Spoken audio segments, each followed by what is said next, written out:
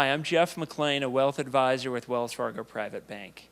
As the presenting sponsor for today's event, we're grateful for the opportunity that we have to show our commitment to the Silicon Slopes community. So thanks for coming to today's event. Feel free as you watch today to find me and connect with me on LinkedIn, and we look forward to starting a conversation with you. Welcome to the Silicon Slopes Live. We are joined by Earl Foote, who is the CEO of Nexus IT today. How are you?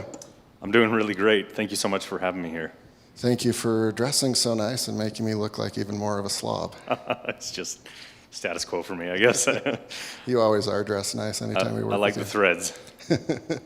All right, so let's talk about the origin story of Nexus IT real quick. You're 22 years into it. Where did the idea come from, and what was the starting process?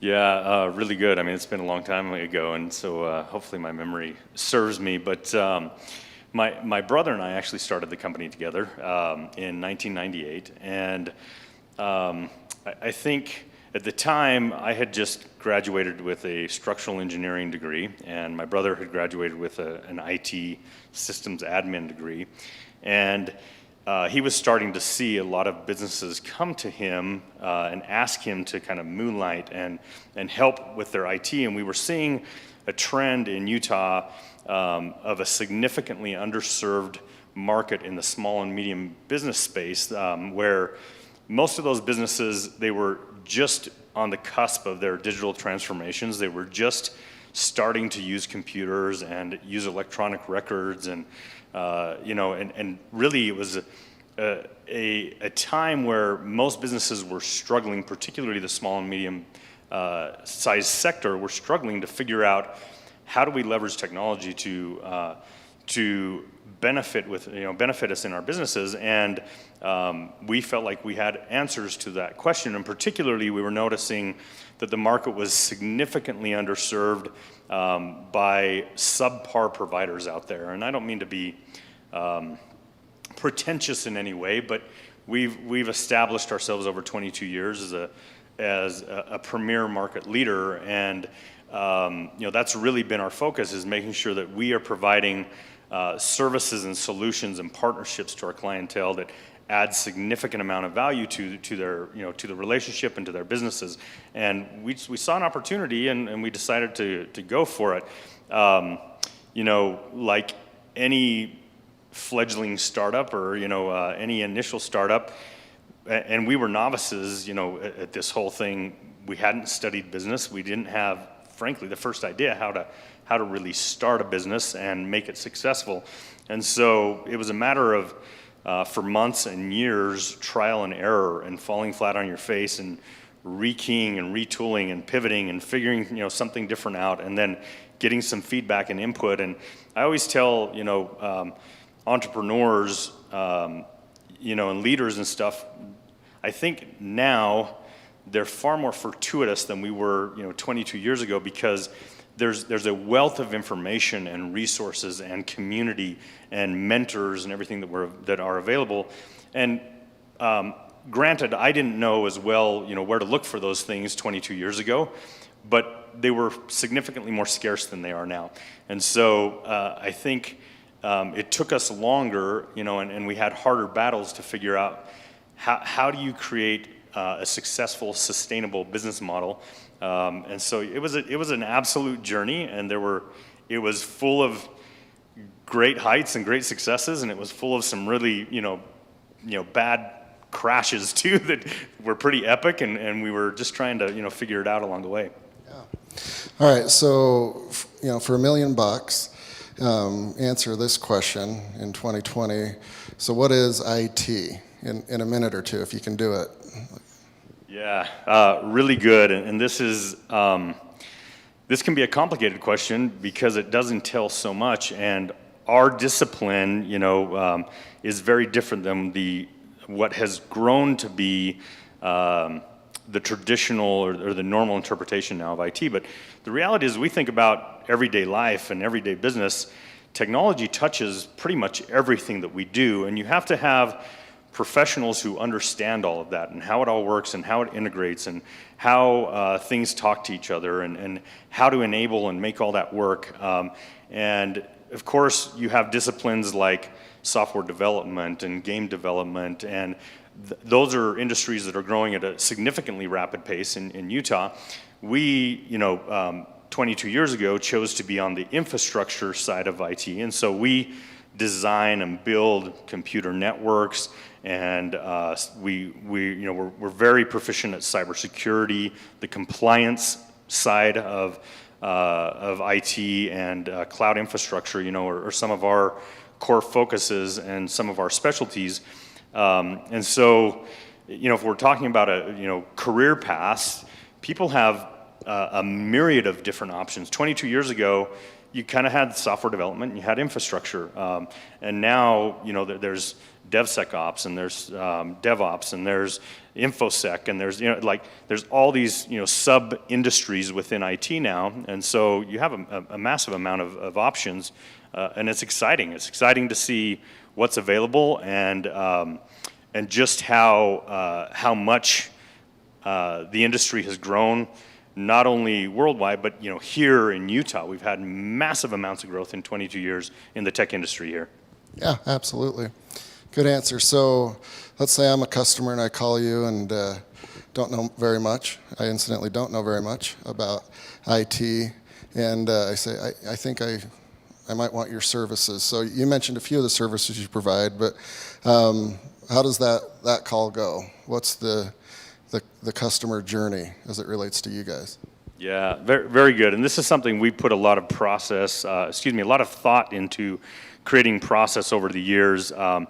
And one of our biggest focuses in Nexus IT has always been on creating an exceptional client experience. And so that starts 100% from that very first phone call, from your sales interactions with them and the onboarding process. And so for us, we are not a one-size-fits-all type of a solution. We are a customized, solution sort of organization. So we sit down with those organizations that reach out to us and want some help. We sit down with their decision makers, with their department heads. We figure out what's working for them with technology, what isn't working for them, where are there opportunities to leverage technology to impact the business. So, could they use some business automation? Do they need more business intelligence? They need to understand what's going on better in their business.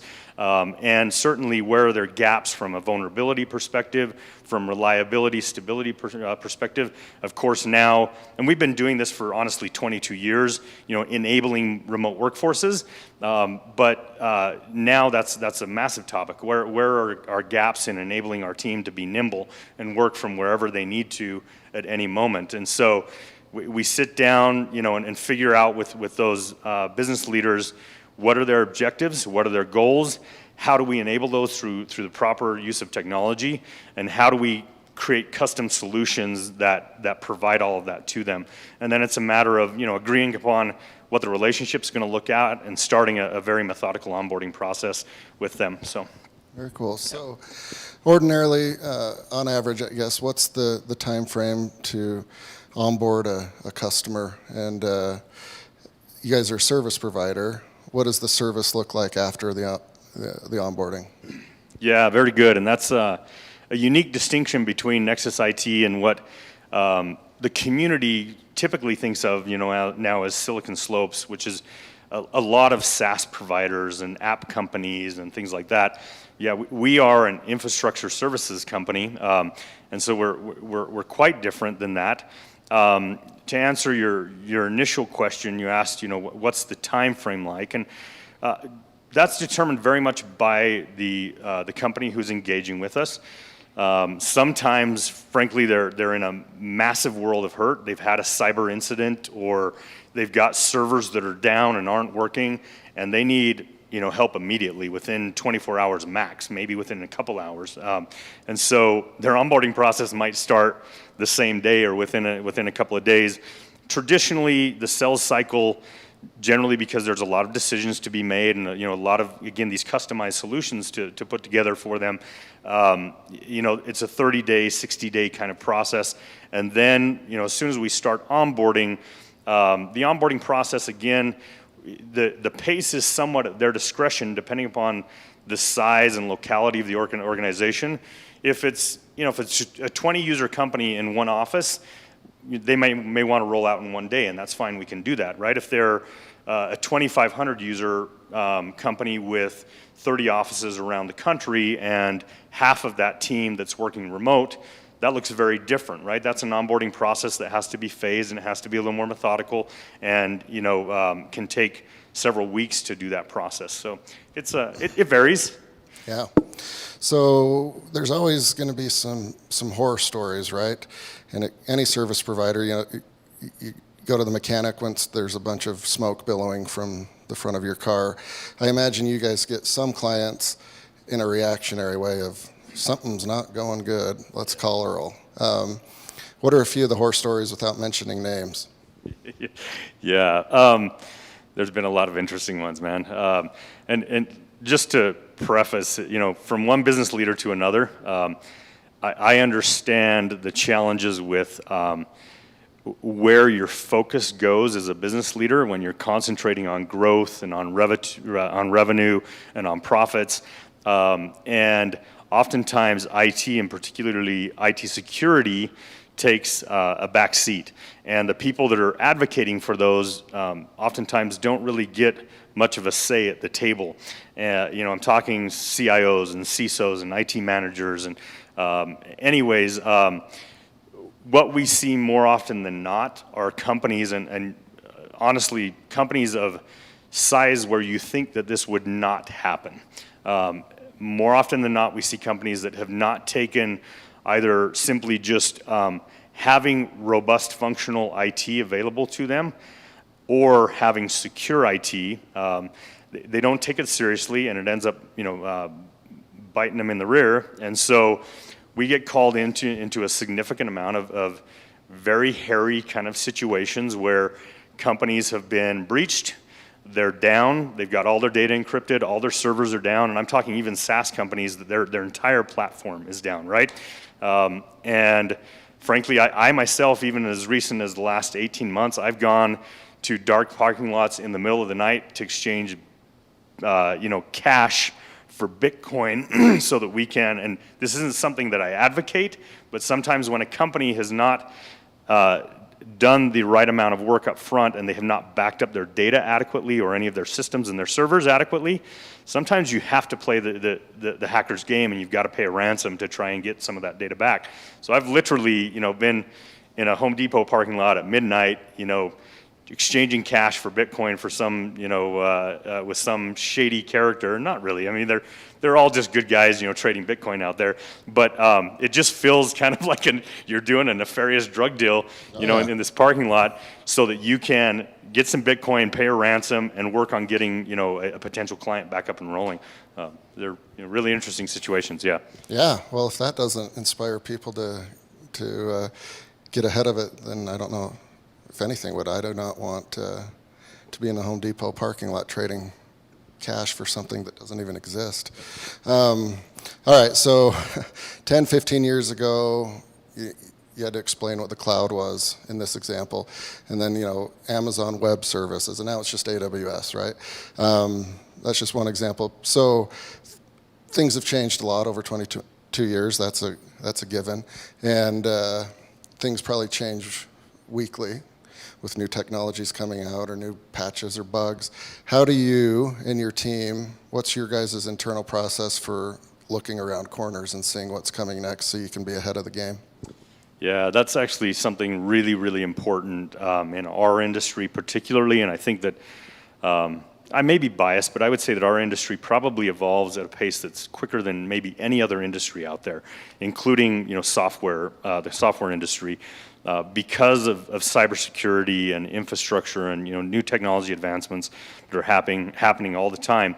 So we have to keep our team educated, which means that we attend a lot of industry events. We go to a lot of conferences.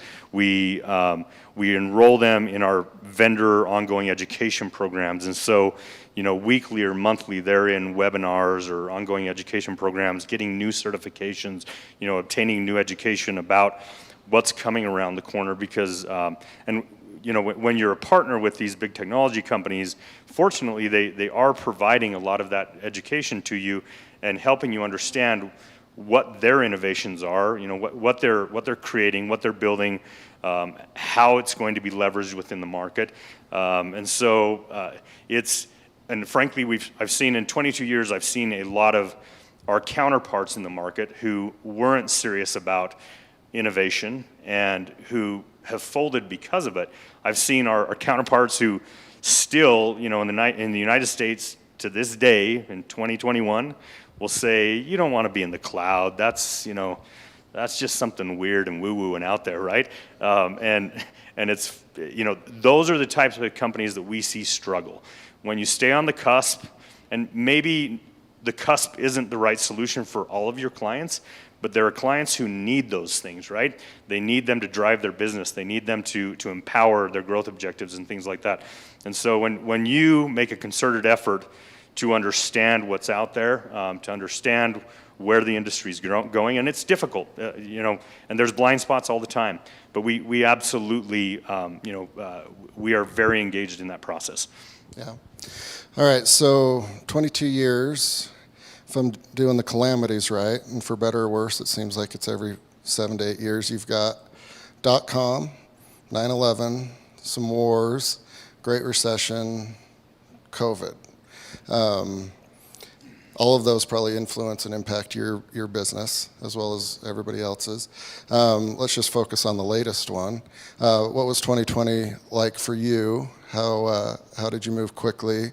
And what are one or two positive things that you learned?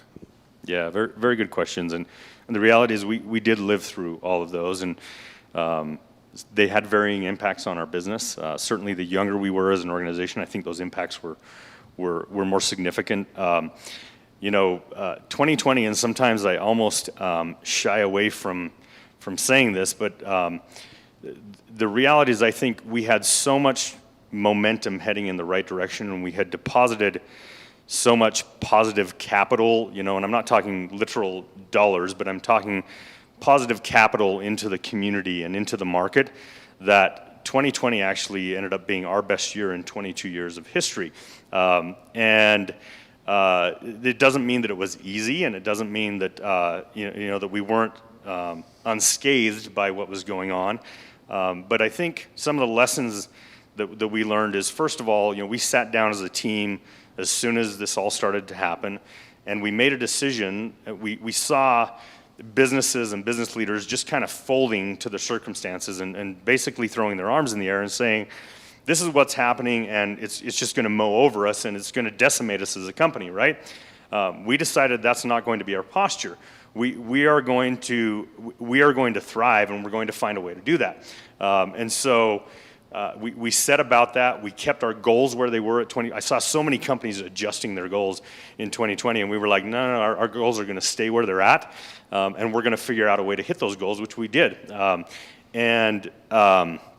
And so, yeah, first lesson I think is don't bend and break. Adapt, pivot, figure out ways to thrive.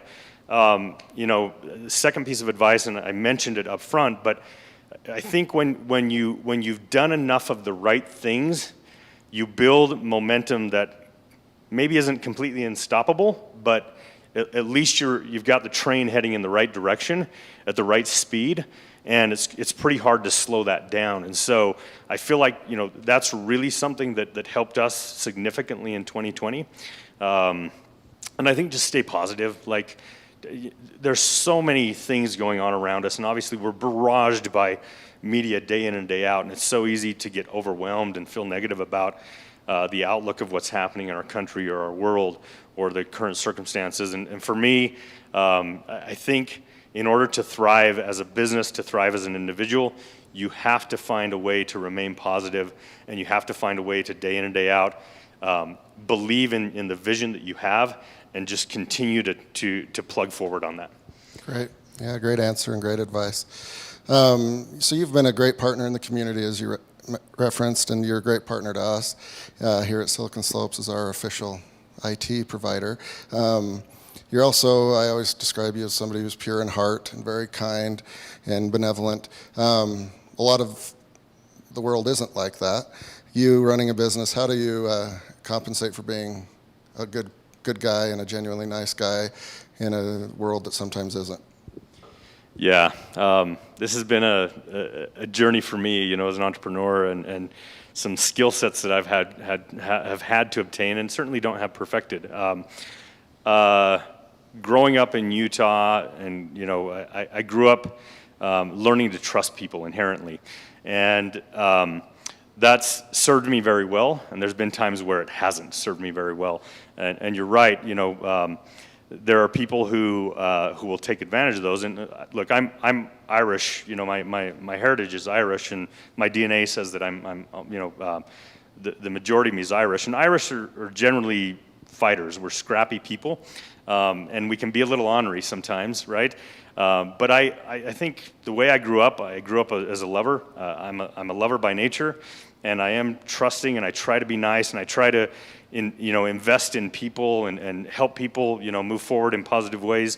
But I do know this: when I'm crossed, my Irish side kicks in, and it gets a little scary.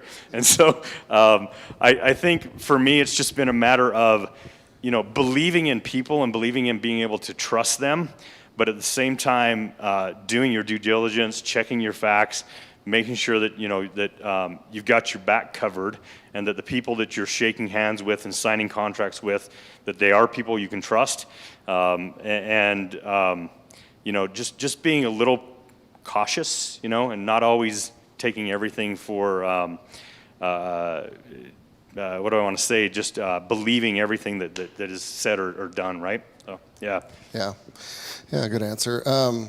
All right, you're a young man still. You still have a lot of tread on the tire, and I assume you've got visions for your company's growth. What are a few of those? Is it going to be M&A, internal growth? What are your projections for the future there? Yeah, very good. You're right, I'm 45. Started this at 23 years old. There are days where I feel like an old man, but I'm still, you know, quite young. And yeah, absolutely, we have a lot of vision for where we're going. Over recent years, we began to start expanding more and more regionally. We have a significant amount of clients in California, in Colorado, in Idaho, in southern Utah, and we are continually looking for opportunities to expand into more markets. And part of that is looking for other like-minded MSPs. We're known as a managed service provider, or MSP, looking for other like-minded MSPs with similar culture, similar business philosophies that we're looking to either merge with or acquire. And so we've been vetting those opportunities for several years. It's been a number of years since we have done an acquisition. There were a couple of small acquisitions 8 or 10 years ago. And honestly, we've been kind of on a journey looking for the right partners for quite some time. COVID threw some wrench in those works, because I used to be able to go to a lot of national conventions and meet a lot of our colleagues and begin to, you know, form relationships and see if there's opportunities. But we're still we actively have conversations going right now with 2 or 3 different entities that we are exploring those potential with. So we envision expanding more regionally and ultimately nationally here in this market. Very cool. All right, a couple of fun questions. So you travel a lot. It's a passion for you. 2 questions. What's your favorite trip? And then what's one still on your bucket list that you hope to accomplish in the near future? Yeah, very, very good. Favorite trip's always a really difficult one. I think 2 of my favorite places that I've ever been are Spain and Iceland. Just and very unique, you know, for very different reasons, very unique places. But Spain, the food and the people and the culture and the history and the architecture, you know, I was going to say archaeology, but but the architecture, you know, is all fascinating and fantastic. Iceland is just a very unexpected place. For me, one of my dreams is really, you know, I started life young, like many of us do in Utah. You know, got married at 22 and started having kids at 23 or 24. And I didn't have kind of that traditional 20s of traveling the world, backpacking the world. So, you know, when I retired, that is one of my dreams, is for my wife and I just to take 2 or 3 years off and go travel the world. I think where we really want to start is Europe, and we just want to go at our pace. Just no plans. land in some little town, stay in that little town as long as we want, until we've experienced it and experienced the people and the culture and the food, and then decide to jump on a train or a plane and go somewhere else. So I think that's that's really that big one out there for me. Yeah, that is a big one. And then last question, so it's important to have hobbies and things that aren't associated with business. You're in a band. I am. And you play what instrument? I play bass, guitar, and some guitar, yeah. And what's the band name? It's 90 Proof. 90 Proof. Yes. I can guess why there, huh? We're all 90s kids. It's a little double play on the words there. Very but cool. The funny thing is, a lot of people don't know this, but the band is made up of tech execs and tech founders. So all local guys that are involved in the tech industry. I didn't mean to curtail your question. No. Proceed. No, so a lot of people have ideas in the shower or when they're on runs or things like that. Do you find that when you're playing music, ideas pop into your brain on business development or music or mergers and acquisitions because your brain's disengaged and it might flow a little bit easier? Yeah, I'm definitely a major proponent of having constructive activities outside of the workplace.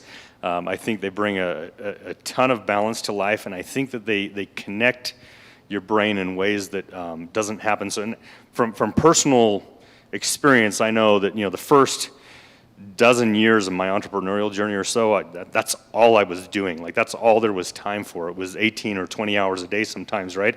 That you're just building a business. And so I let those passions and those hobbies and stuff kind of slide away. And I was in a band in college briefly, and that's where, I grew up playing piano and drums and didn't pick up guitar until college, but I've noticed since I readopted music and am actively engaged in music that I think the left side of my brain has reconnected in a more meaningful way with the right side, and absolutely, like, I notice the innovative juices flow a lot more, particularly in those moments when you're able to disconnect. Maybe it's not when I'm playing music. Maybe it's when I go hike on the hills behind my house, or I go for a bike ride. But certainly I've noticed more of that has happened as I've tried to find more balance and have more activities outside of work in my life. 100%. Yeah, there's something there. Well, cool. This has been fun, Earl, and we appreciate your support over the years and are excited to work on some projects in 2021, and appreciate you taking the time to be with us today. Such a pleasure for me. Thank you so much for the invitation. I hope that it's valuable for the community, and there's some fun content here. So thank you, Garrett. Much appreciated. Thank you. Hi, I'm Jeff McLean, a wealth advisor with Wells Fargo Private Bank. As the presenting sponsor for today's event, we're grateful for the opportunity that we have to show our commitment to the Silicon Slopes community, where we spend so much of our time advising entrepreneurs, founders, and executives. We have the depth and the resources, the experience to work with so many here in the community, and we're grateful for the chance to show our support for what's happening here in the Silicon Slopes area. So thanks for coming to today's event. Feel free as you watch today to find me and connect with me on LinkedIn, and we look forward to starting a conversation with you.